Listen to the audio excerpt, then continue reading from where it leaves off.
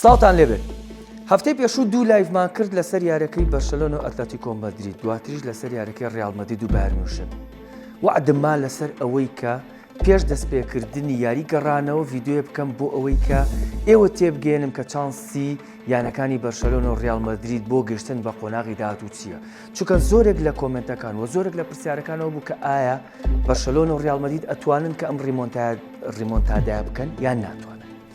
با لە یاریەکەی بەرشەلۆن و ئەتلەتیکۆ مەدرید دەست پێ بکەین. طبعاً ئەتلەتیکۆ مەدرید سوودی لە نەقسی یاریزانەکانی بەرشەلۆنە وەرگرت و یاری ڕابردوو دوو بەیز بردی. بەڵام ئەم یاریە بەرشەلۆنە بە گڕوتینێکی گەورە بە ورەیەکی بەرز و بە سەرجەم یاریزانەکانی وەچێتەوە ناو یاریگای ئەتلەتیکۆ مەدرید.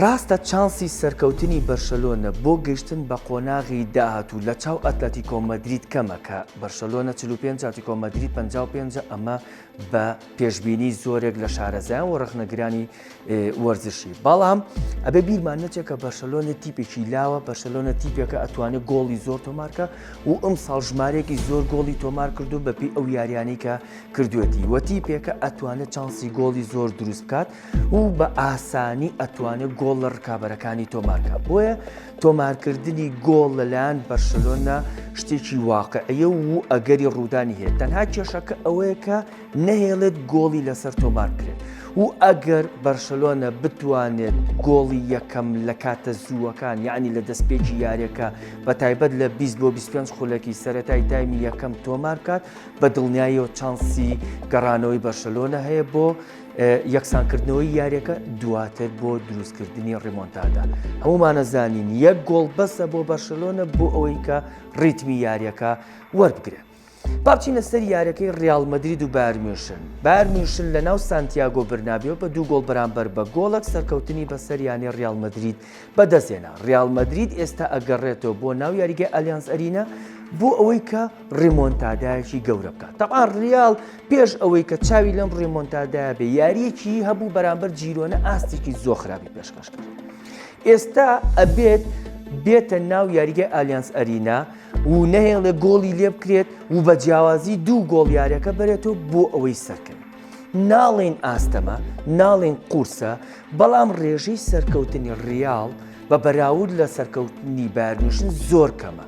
یعنی ڕیال لە 140 دانراوە بۆ ئەوەی کە بگاتە قۆناغی داهاتووە. پێشبینیەکان بۆ بایر میونخ بە ڕێژەی لە 160 سەرکەوتنە بۆ قۆناغی پێشکۆتایی. بۆچی؟ لەبەری کە ڕیال مەدرید ئێمە ئەزانین خۆی تیپێکی هاوسەنگ نییە، لێک تێگەشتێکی زۆر لە بین یاریزانەکانان نییە، ئاستی تاکی یاریزانەکانی زۆر بەرز نییە، تیپێکە لە ڕووی تاکتیک و زۆر بەهێز نییە.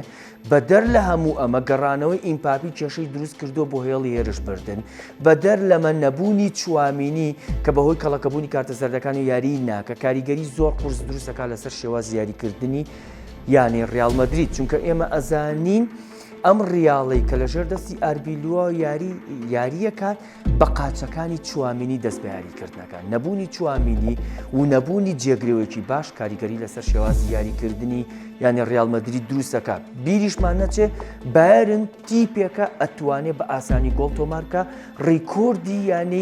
ڕیکۆردی مێژووی بایر میونخ شکاندووەکە لە ڕابردوودا زۆرترین گۆڵی لە بۆندزلیگا تۆمار کردووە. ئەم تیپەی کە کۆمپانی دروستی کردووە بە ئاسانی هەموو یاریەک 1 گۆڵ و 2 گۆڵ و 3 گۆڵ و 4 گۆڵ تۆمارەکان.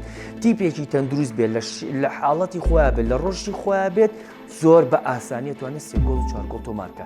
بارین یەکێکە لەو تیپانی کە لە یاریەکی 90 خولەکیە ئەتوانێت 20 بۆ 25 چانسی گۆڵ، ئەتوانێت 15 بۆ 20 چانسی گۆڵ دروستکە. لەم 15 بۆ 20 لانی کەم ئەتوانێت سیانیان کا بە گۆڵ. بۆیە ڕیال مەدرید هەم لە لایەکەوە بێ گۆڵی لێ نەکرێ هەم لە لایەکەوە بێ بە جیاوازی 2 گۆڵ بیباتەوە کە ئەمە بۆ ئەم ڕیال مەدریدەی ئێستا قورسە. ناڵێن ئاستەمە بەڵکو ئەڵێن قورسە.